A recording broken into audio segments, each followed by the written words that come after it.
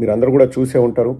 హైదరాబాద్లోని ABN Andhra Jyothi office ఎదుట YSR Congress party కీలక నాయకులు, ఎమ్మెల్యేలు, ఎమ్మెల్సీలు, మాజీ ఎమ్మెల్యేలు, మాజీ మంత్రులు వాళ్ళందరూ కూడా వెళ్ళి నిరసన తెలియజేశారు. వైఎస్ఆర్ కాంగ్రెస్ పార్టీ కార్యకర్తల ఇంట్లో ఉన్న ఆడవాళ్ళని, చెల్లెళ్లను, తల్లులను, భార్యలను ఏబిఎన్ రాధాకృష్ణ అనే మనిషి రూపంలో ఉన్న ఒక మృగం అవమానిస్తే అందరూ కూడా హర్ట్ అయ్యారు. ఇది చాలా దారుణం అండి. ఎవ్వరూ కూడా ఇటువంటి జర్నలిజం అయితే చేయరు. అసలు నాకు ఫస్ట్ ఆఫ్ ఆల్ ఆశ్చర్యం అనిపించింది ఏంటంటే ఆ థాట్ ఎలా వచ్చింది. అసలు ఇప్పుడు కంపేర్ చేయడానికి ఎన్నో విధాలుగా ఎన్నో విషయాలని మనం కంపేర్ చేస్తూ మాట్లాడచ్చండి. కానీ ఇంట్లో ఆడవాళ్ళని జగన్మోహన్ రెడ్డి గారు చెప్తే వైఎస్ఆర్ కాంగ్రెస్ పార్టీ కార్యకర్తలు భార్యల్ని చెల్లెలు అంటే చెల్లెల్లాగా వాళ్ళు భావించి పెళ్లి చేసి శోభనానికి కూడా పంపిస్తారు అని చెప్పేసి ఏబిఎన్ రాధాకృష్ణ ఒక మహిళ చేత మాట్లాడించడం అది జర్నలిజం కాదండి. అది జర్నలిజం కానే కాదు. ఇక్కడ మనం ఇంకొక విషయం కూడా గమనించాలండి. ఎందుకు ఇంత ఫ్రస్ట్రేట్ అవుతున్నారు? ఎల్లో మీడియా ఎందుకు సడన్గా ఫ్రస్ట్రేట్ అవుతుంది మావి గన్ విషయంలో? మొదట 2-3 రోజులు ట్రోల్స్ చేశారు, మీమ్స్ చేశారు. నా ఇంటర్వ్యూ ఇచ్చాను. నెక్స్ట్ డేనే జగన్మోహన్ రెడ్డి గారు మావి గన్ అనౌన్స్ చేసిన నెక్స్ట్ డేనే నేను వారితో మాట్లాడాను. వాళ్ళు నన్ను అడిగారు, ట్రోల్స్ మీమ్స్ చేస్తున్నారు, మీరు ఎలా తీసుకుంటారని అడిగితే వాటిని నేను స్వాగతిస్తున్నాను. ఈ ట్రోల్స్కి మీమ్స్కి భయపడే రకమో లేకపోతే బాధపడే రకమో కాదు, ప్రజల తరపున మేము పోరాడుతున్నాము. అండ్ వాళ్ళు ఎంతగా ట్రోల్స్ చేసి మీమ్స్ చేసి వాళ్ళు సర్క్యులేట్ చేస్తే మా ఆలోచనలు వాళ్ళు ప్రజల్లోకి ఎంతగా తీసుకెళ్ళినట్టు మేము స్వాగతిస్తున్నామని కూడా నేను చెప్పాను. ఎక్కడ కూడా అండి మనం ఒక మాట మాట్లాడిన తర్వాత వాటికి కట్టుబడి ఉంటాం. వైఎస్ఆర్ కాంగ్రెస్ పార్టీ చరిత్రలో ఎప్పుడు కూడా మాట తప్పిన దాఖలాలు లేవు. ఇప్పుడు అంటారు వైజాగ్ అన్నారు కదా, మేము ఆ రోజన్నా ఈ రోజన్నా ఒకటే మాట అండి, ఉన్న నగరాల్ని అభివృద్ధి చేసుకుందాం. ఇప్పుడు కొత్త నగరాల్ని నిర్మించి కొత్త ఏవో అన్నీ స్టార్ట్ చేసి 50 ఏళ్ళు 70 ఏళ్ళు 100 ఏళ్ళు ఆ పనులన్నీ సక్రమంగా జరగవండి.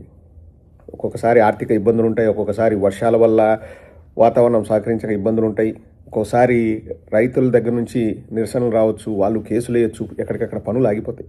మా ఫాదరు పీడబ్ల్యూడి కాంట్రాక్టర్ అండి. కర్ణాటకలో మేము ఆల్మట్టి దగ్గర పనిచేసాం, ఇంకో చోట పనిచేసాం, తుమ్కూరులో పనిచేసాం, హాసన్ డిస్టిక్లో పనిచేసాం. నేను పుట్టిందే చంద్రాపట్నంలో, అంటే హాసన్ డిస్టిక్లో నేను పుట్టా. అక్కడ ఏం జరుగుతుందంటే ఇప్పుడు కెనాల్స్ వెళ్తాయి కదండి, పబ్లిక్ వర్క్స్ డిపార్ట్మెంటు ఇప్పుడు కొన్నిసార్లు పొలాల్లోంచి కెనాల్స్ వెళ్ళాల్సి వస్తుంది. సో అక్కడ ఉన్న రైతులు ఏం చేస్తారంటే పనులు ఆపుతారు, వచ్చేసి కర్రలు లేకపోతే ఇంకా వాళ్ళ దగ్గర ఉన్న పనిముట్లు తీసుకొని వచ్చేసి మిమ్మల్ని కొడతాం, అది చేస్తాం, మీరు పని ఆపండి, మా భూముల్లోంచి వెళ్ళడానికి వీల్లేదు, మాకు కాంపెన్సేషన్ చక్కగా ఇవ్వలేదు, మాకు ఎక్కువ డబ్బులు ఇవ్వాలి, అది అని చెప్పేసి అక్కడ వచ్చి పనులు ఆపుతారు. మనల్నే మనరు ప్రభుత్వానికి మీరు చెప్పండి అని చెప్పేసి, ఎందుకంటే మనం కాంట్రాక్టర్లం కాబట్టి. సో మనం మళ్ళీ అక్కడున్న చీఫ్ ఇంజనీరో లేకపోతే అసిస్టెంట్ ఎగ్జిక్యూటివ్ ఇంజనీరో లేకపోతే వీళ్ళంతా ఉండరు, మన సైట్ దగ్గరికి వచ్చి వాళ్ళు ఇన్స్పెక్షన్ చేస్తుంటారు ప్రభుత్వం తరఫున. సో వాళ్ళు ఏం చేస్తారు, వాళ్ళు గవర్నమెంట్కి చెప్తారు, ఇట్లా ప్రజలు వచ్చి పనులు ఆపుతున్నారు, తీవ్ర ఆటంకం కలుగుతుంది, మీరు ఆ కన్సర్న్డ్ డిపార్ట్మెంటో లేకపోతే మినిస్ట్రీకో వాళ్ళు చెప్తారు. సో వాళ్ళు ఏం చేస్తారు, సరే మీకు ఎకరాకి ఇంత ఇచ్చాం కదా, సరేలే ఇంకా ఎక్కువ కాంపెన్సేషన్ ఇస్తామని ఆ రైతుల్ని వాళ్ళకి నచ్చజెప్పి ఆ డబ్బులు ఇస్తారు. సో మధ్యలో 1 నెల 2 నెలలు పనులు అవుతాయి, మనకు నష్టం. ఎందుకంటే మనము జీతాలు ఇచ్చుకుంటూ మనం కొంతమందిని వ్యక్తులు పెట్టుకుంటాం అక్కడ పనిచేయడానికి. సో ఇవన్నీ కూడా జరుగుతుంటాయి, అట్లా చాలా ఆటంకాలు కలుగుతాయి. అండ్ అనుకున్నట్లు 2 ఏళ్లలోనే రాజధాని నిర్మిస్తా అనేది ఇంపాసిబుల్. కానీ ఇక్కడ మనం గమనించాల్సింది ఏంటంటే 2 రోజుల్లో ఫ్రస్ట్రేషన్ అయితే నిర్మించుకున్నారు పచ్చ బ్యాచ్. ప్రజల్లో ఆలోచన మొదలైందండి. ఇప్పుడు 2 లక్షల కోట్లు దేనికి? ఉన్న నగరాల్ని అభివృద్ధి చేసుకుంటే సరిపోదా? జగన్మోహన్ రెడ్డి గారితో ఒకటే మాట అండి, ఆ రోజు ఈ రోజు అన్ని రోజులు ఒకే మాటే. ఇంతకుముందు అసెంబ్లీ సాక్షిగా చెప్పారు, గవర్నమెంట్ ల్యాండ్ 30,000 ఎకరాలు తీసుకోండి ఒకవేళ మీకు కావాలంటే, అది మన ఇష్టం వచ్చినట్టు మనం కట్టుకోవచ్చు, లేదు ఉన్న నగరాల్ని అభివృద్ధి చేసుకుందాం, అదే కదండి. ఇప్పుడు ప్రజలు కూడా అక్కడ నివసిస్తున్న ప్రజలు కూడా అదే ఆలోచిస్తున్నారు. విజయవాడ ఏం తప్పు చేసింది, గుంటూరు ఏం తప్పు చేసింది, మచిలీపట్నం ఏం తప్పు చేసింది. సో ఇవన్నీ కూడా ఆలోచించి ప్రజల రక్తం, ప్రజల కష్టం, ప్రజల స్వేదం అది వృధా కాకుండా తక్కువ ఖర్చుతో మనకు కావాల్సిన సౌకర్యాలు మనం చేసుకొని భవిష్యత్తులో నిర్మిస్తూ వస్తాం. ఇప్పుడు ఆంధ్రప్రదేశ్, ఉమ్మడి ఆంధ్రప్రదేశ్ 1956లో ఏర్పడితే 1956లో జూబ్లీ హిల్స్ లేదండి, 1956లో బంజారా హిల్స్ లేదు, 1956లో ఈ ఇన్స్టిట్యూషన్స్ ఇవన్నీ లేవు. కాలక్రమేణా అవన్నీ ఏర్పడుతూ వచ్చాయి. అక్కడ ఎక్కడైతే ఏర్పడుతున్నాయో అక్కడ నివాస ప్రాంతాలు వచ్చాయి. అక్కడ ప్రజలు వాళ్ళు ఇల్లు కట్టుకున్నారు. డెవలప్ అయితే వచ్చింది. ఒక ఏరియాలు డెవలప్ అయితే వచ్చినాయి.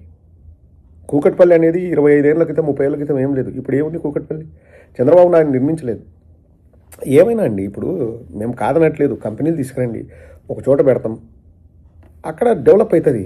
ఇప్పుడు మొత్తం కోర్ క్యాపిటల్ అని అక్కడ పెట్టేసి రైతుల దగ్గర నుంచి భూములు లాక్కొని దాంట్లో సగం గవర్నమెంట్ ల్యాండ్ పెట్టుకొని మళ్ళీ మిగతాది భూములు రైతులకు ఇస్తే ఇంకా ఎవడొచ్చి నివాసాలు ఉంటారండి? ఒకసారి మీరే ఆలోచించండి. ఇంకొక వీడియో చేస్తాను. ఎక్కడో సీఎం రమేష్ చెప్తున్నాడు, ఇప్పుడు ల్యాండ్ ఒకటి 50 కోట్లు ఉంటుంది, 100 కోట్లు ఉంటుంది అంటే నీ 50 కోట్లు 100 కోట్లు ఎవడు కొంటాడండి? రిక్షా దొక్కేవాడు వచ్చి కొంటాడా? ఆటో నడిపేవాడు వచ్చి కొంటాడా? రైతు వచ్చి కొంటాడా? దినకూలి వచ్చి కొంటాడా? ఎవరు కొంటారు? రాజధాని అనేది అందరిది కదండి, డబ్బున్న వాడిదే రాజధానే. ఈ చర్చ ప్రజల్లో మొదలైంది. సో ఎప్పుడైతే ఈ చర్చ మొదలైందో బూత్ కిట్టు వైఎస్ఆర్ కాంగ్రెస్ పార్టీ వల్ల ఇంట్లో ఆడవాళ్ళని తిట్టడం స్టార్ట్ చేశాడు. సాంబిగాడు ఇంకా డైరెక్ట్గా ఆంధ్ర రాష్ట్ర ప్రజలందరికీ సిగ్గు లేదు, బుద్ధి లేదు, మేధావులకు ఏం లేదు అని తిట్టడం స్టార్ట్ చేశాడు. 4 లక్షల కోట్లు అంటాడు, అదంటాడు, ఇదంటాడు. 1500 కోట్లు మన గవర్నమెంట్ ఇచ్చింది, కేంద్ర ప్రభుత్వం ఈసారి బడ్జెట్లో మన రాజధానికి. వాళ్ళు కరెక్ట్గానే ఉన్నారండి. రాజధాని అంటే కనీస అవసరాలు ఒక సెక్రటేరియట్, ఒక అసెంబ్లీ, అలాగే హైకోర్టు అవి నిర్మించుకుందాం. కాదండి, 650 కోట్లతో అద్భుతమైన సెక్రటేరియట్ తెలంగాణ నడిబొడ్డులో వాళ్ళు కట్టుకోగలిగింది మనం కట్టుకోలేమా? 2 లక్షల కోట్లు కావాలన్నా?